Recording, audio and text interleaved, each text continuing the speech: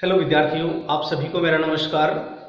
गणित की आज की इस कक्षा में हम पढ़ेंगे बहुपद में जो हम किसी भी बहुपद को या बीजीय व्यंजक को समीकरण बना करके उसके जो शून्यक हमने निकाले थे उन शून्यकों के बीच और गुणांकों के बीच संबंध हम पढ़ चुके थे। साथ ही में हम शून्यक ज्ञात करने की विधियों के बारे में चर्चा कर चुके थे। उसमें हमने पढ़ा था कि हम एक गुणनखंड विधि से, पूर्ण वर्ग विधि से या फिर श्रीधर आचार्य के सूत्र से हम किसी भी बीजीय व्यंजक के जो द्विघात होता है उसके शून्यक ज्ञात कर सकते हैं। आज हम जो भी बीजीय व्यंजक हमें दिया जाएगा, शून्यक हमें दिया जाएगा, उसके मूलों की प्रकृति, जो भी केवल द्विघात के बारे में हम चर्चा कर रहे हैं, जो भी द्विघात आपको व्यंजक दिया जाएगा उसके शून्यकों की प्रकृति क्या होगी, यानी नेचर ऑफ रूट्स के बारे में हम पढ़ने वाले हैं। तो नेचर ऑफ रूट्स क्या होती है, यानी शून्यकों की प्रकृति कहाँ से होगी।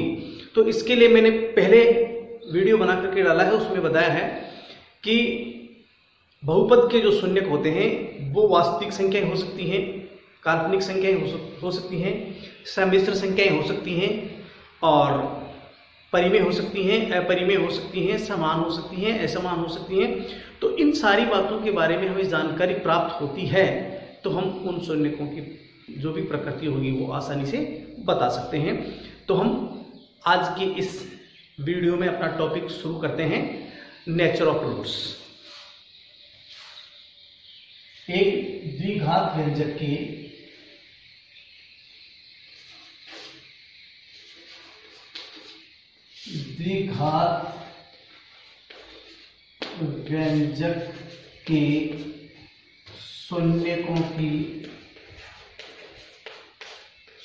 शून्यकों की प्रकृति, यह है अपना टॉपिक आज का, नेचर ऑफ रूट्स। इसमें शून्यकों की प्रकृति बताने के लिए हमें एक द्विघात व्यंजक या द्विघात समीकरण लेना होगा और उसके माध्यम से हम इसके शून्यकों की प्रकृति कंप्लीट करेंगे। लेकिन उससे पहले इनके शून्यकों की जो प्रकृति ज्ञात करेंगे वो हम कौन से प्रतिबंध के माध्यम से ज्ञात करेंगे, उसके बारे में हम एक संक्षिप्त जानकारी प्राप्त करेंगे, जो पिछले वाले वीडियो में मैंने बताई है। वहीं से हम इसके लिए फॉर्मूला यूज करेंगे। तो इसमें मैंने श्रीधर आचार्य जो सूत्र बताया था शून्यक ज्ञात करने के लिए, उसमें इसका जो प्रतिबंध था वो था ax² + bx + c बराबर 0। ये एक द्विघात व्यंजक का व्यापक रूप है कि शून्यक x बराबर -b ±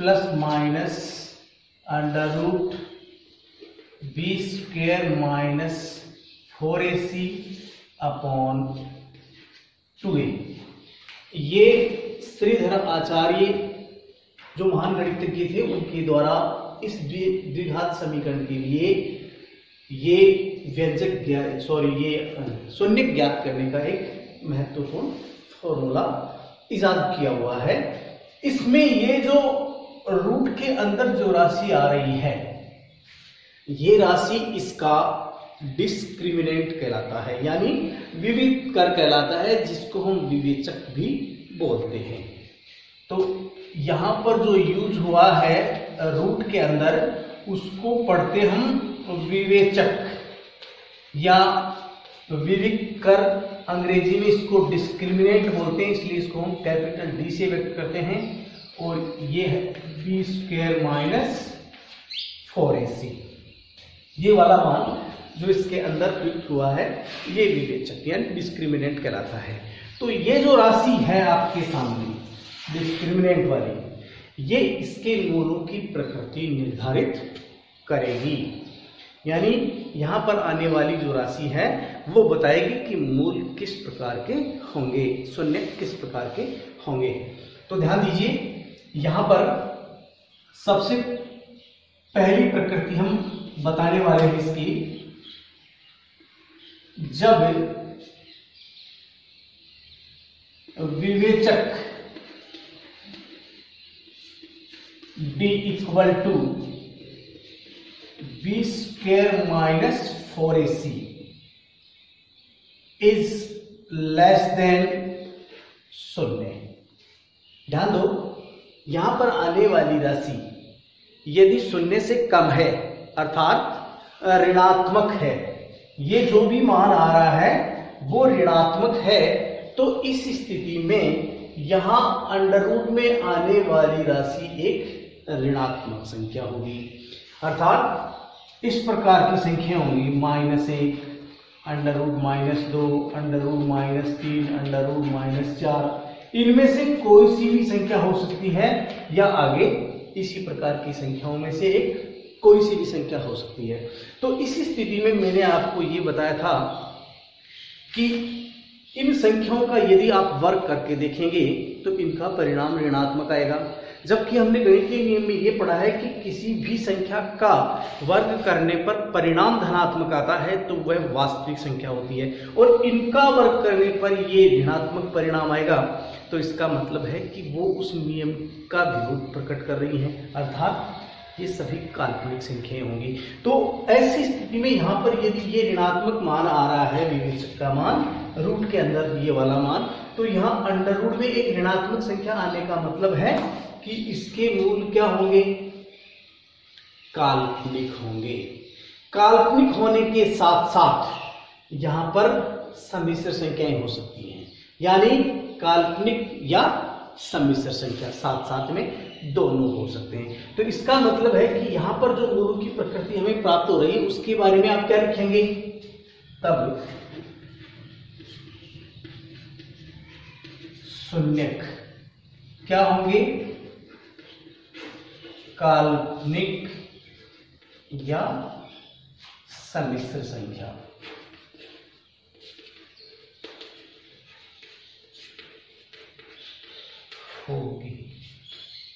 होंगी सम्मिश्र संख्या होगी, ये आप इसमें लिख सकते हैं। यानी मोलों की प्रकृति यहां पता चल गई कि ऋणात्मक चिन्ह आते ही हम ये बता देंगे कि यहां पर मोलों की प्रकृति क्या होगी, काल्पनिक या सम्मिश्र संख्या होगी।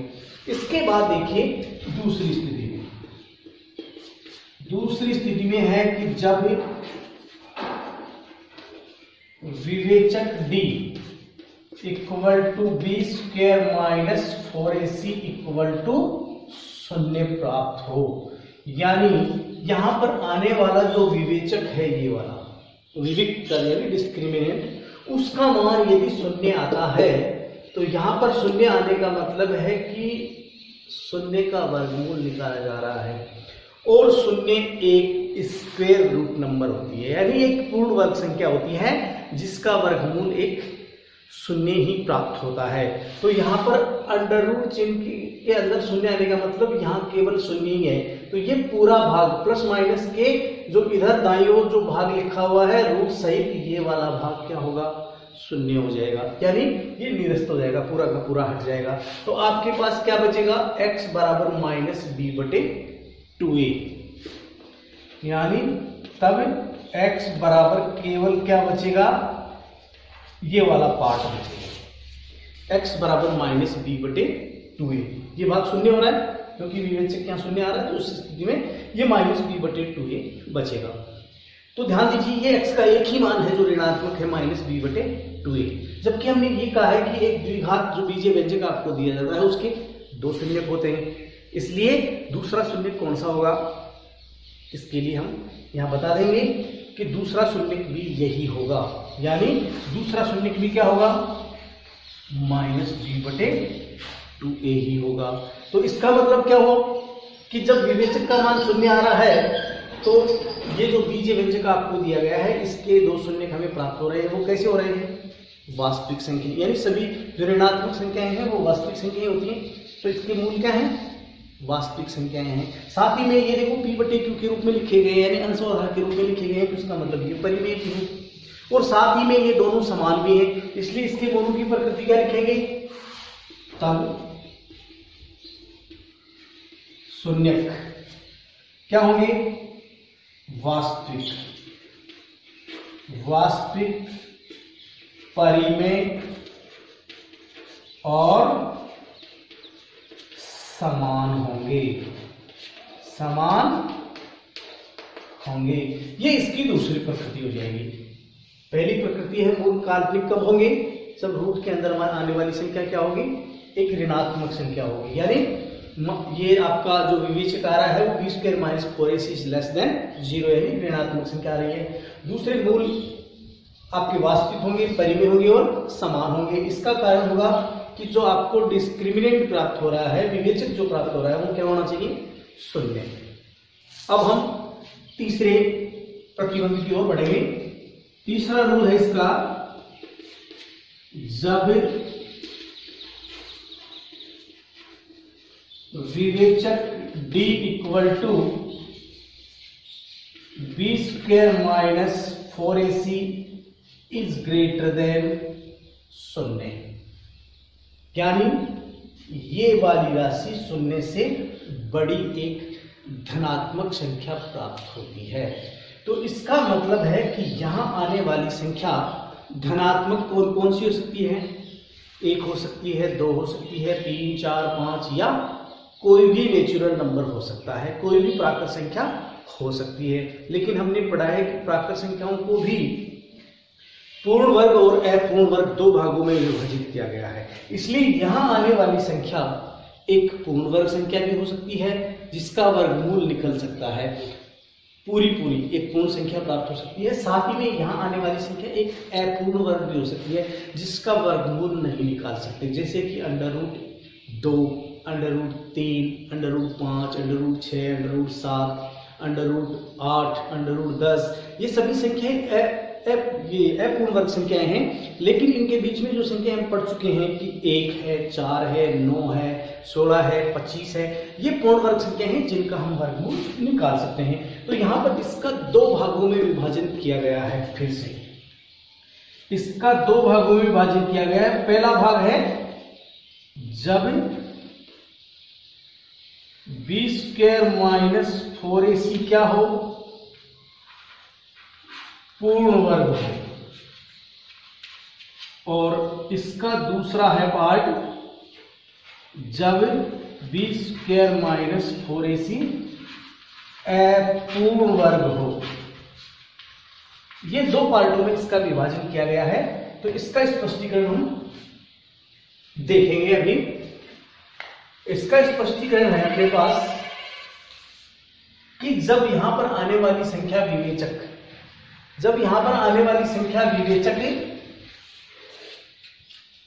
क्या हो? पूर्ण वर्ग संख्या हो, यानी स्क्वायर रूट नंबर हो, तो यहां पर ये √ का जो चिन्ह है वो हट जाएगा। यानी हटने का मतलब क्या है कि यहां प्लस माइनस के साथ में ये संख्या लेकर के b में या तो जोड़ देंगे या घटा देंगे। तो जब b यहां पर परिमेय संख्या है तो यहां आने वाली संख्या भी एक परिमेय संख्या होगी। तो 2 परिमेय संख्याओं का योग या अंतर सदैव परिमेय संख्या होती है। तो ध्यान दीजिए, जब विवेचक b² - 4ac एक स्क्वायर रूट नंबर है यानी पूर्ण वर्ग संख्या है, तो इसका मतलब हो गया कि मूल क्या होंगे? जब b² - 4ac क्या हो? पूर्ण वर्ग हो और इज ग्रेटर देन 0 हो, तो शून्यक क्या होंगे? ध्यान दीजिए, परिमेय प्राप्त हो रहे हैं। 2 परिमेय संख्याओं का अनुपात भी परिमेय संख्या होती है, तो शून्यक परिमेय, साथ ही में वास्तविक व एक बार प्लस का चिन्ह और एक बार माइनस का चिन्ह आप यूज करेंगे तो ये दोनों परिमेय संख्याएं अलग अलग प्राप्त होने वाली हैं, इसलिए असमान होंगे, असमान होंगे। दूसरा है इसका, जब b² - 4ac अपूर्ण वर्ग और अपूर्ण वर्ग के साथ साथ इज ग्रेटर देन 0, यानी एक धनात्मक संख्या हो तो शून्यक क्या होंगे? शून्यक होंगे। यहां पर अपूर्ण वर्ग संख्या आने का मतलब है कि इसके अंदर जो भी संख्या आएगी उसके ऊपर से ये रूट चिन्ह नहीं हटेगा, ये यथावत रहेगा। और हमने इनके बारे में पढ़ा है कि जो भी रूट में अपूर्ण वर्ग संख्याएं होती है उनका दशमलव प्रसार क्या होता है? ऐसा अनावर्ती होता है, और वो सभी अपरिमेय संख्याएं होती हैं, इरेशनल नंबर होती हैं। तो एक परिमेय और एक अपरिमेय संख्या का योग करो चाहे अंतर करो, सदैव एक अपरिमेय संख्या प्राप्त होगी। इसलिए यहाँ पर जो मूल आने वाले हैं वो पहले तो है वास्तविक। वास्तविक का मतलब मैंने रियल नंबर के ग्रुप में सभी प्राकृत संख्याएं, सभी पूर्ण संख्याएं, सभी पूर्णांक, सभी परिमेय संख्याएं, अपरिमेय संख्याएं, दशमलव संख्याएं, भिन्न संख्याएं, इन सबको शामिल किया है। तो अपरिमेय संख्या भी वास्तविक संख्या का ही एक भाग है, इसलिए वास्तविक होंगे। साथ ही में अपरिमेय होंगे। क्या होंगे?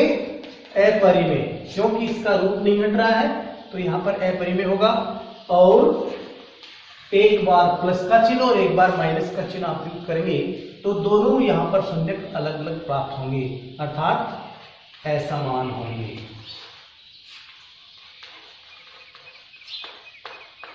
इस प्रकार से हम एक द्विघात जो भी व्यंजक या समीकरण हमें दिया जाता है उसके शून्यकों की जो प्रकृति है वो हम काल्पनिक, वास्तविक, परिमेय, अपरिमेय, समान या असमान भागों में विभाजित करते हुए इनकी प्रकृति को हम आसानी से क्लियर कर सकते हैं।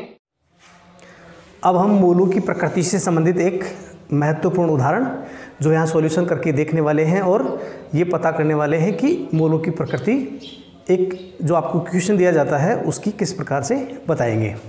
तो यहाँ पर मैं एक द्विघात समीकरण ले लेता हूँ। द्विघात समीकरण 2x² प्लस 5x प्लस 3 बराबर 0 के मूलों की प्रकृति ज्ञात कीजिए। प्रकृति ज्ञात कीजिए। इसकी प्रकृति बताने के लिए हम क्या करेंगे? व्यापक बीजीय द्विघात समीकरण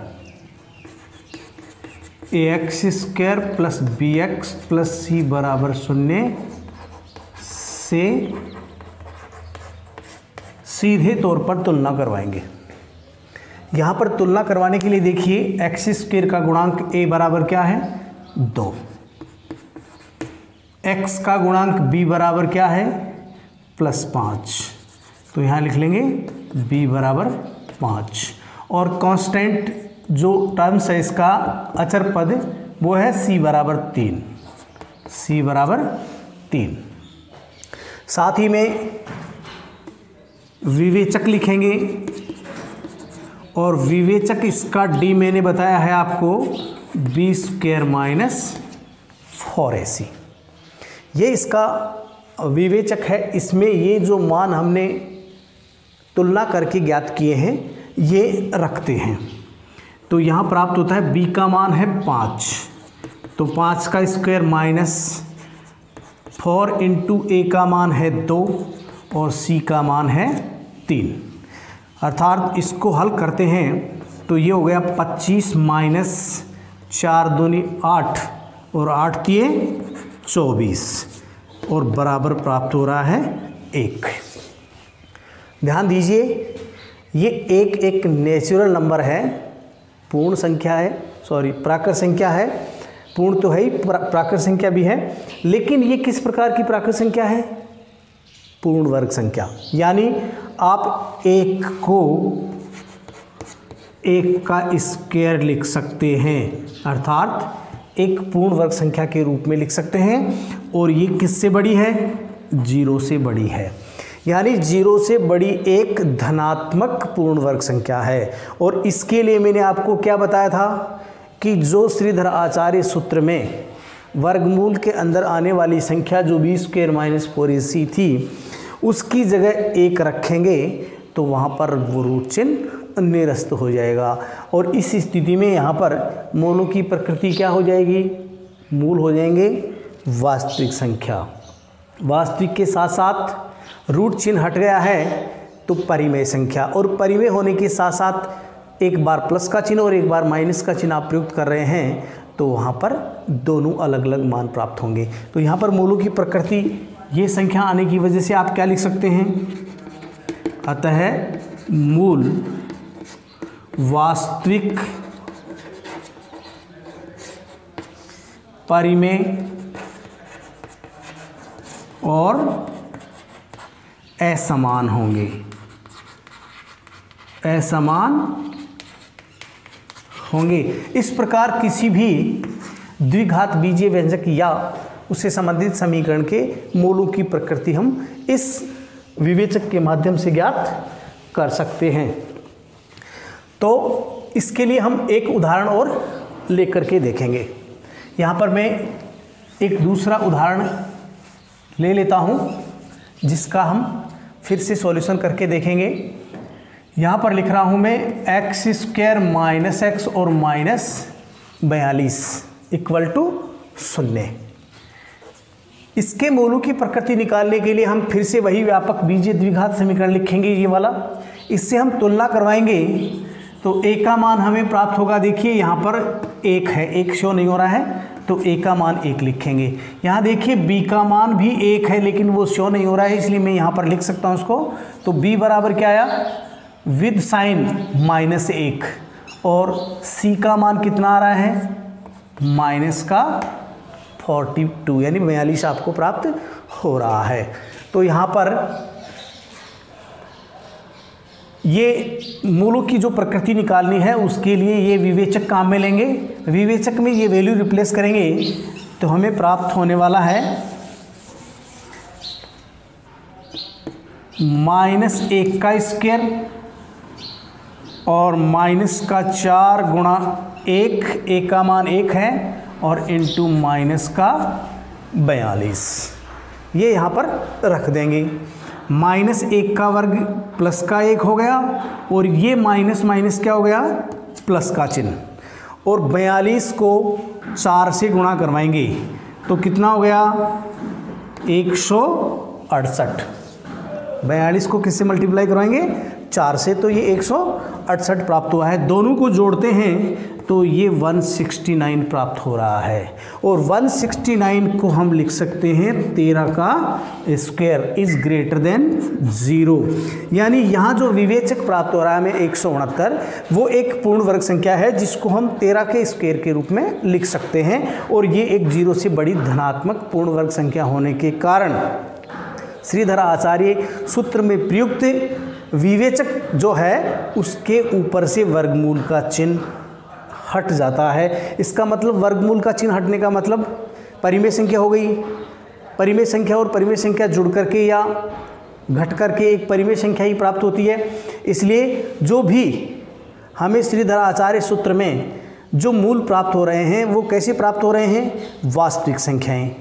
साथ ही में वर्गमूल का चिन्ह हट रहा है तो परिमेय संख्याएं, और परिमेय संख्या होने के साथ साथ एक प्लस और एक माइनस का चिन्ह प्रयुक्त करने पर दोनों अलग अलग प्राप्त होने वाले, इसलिए असमान होंगे। तो इस प्रकार से इसके मूलों की प्रकृति भी क्या होगी? अतः मूल वास्तविक परिमेय और असमान होंगे। इस प्रकार से आप सभी प्रकार के जो भी द्विघातीय बीजीय समीकरण हमें दिए जाते हैं उसके शून्यकों की प्रकृति हम ज्ञात कर सकते हैं। आगे इसके और उदाहरण और क्वेश्चन हम लेकर के आपको बताएंगे। तब तक के लिए धन्यवाद।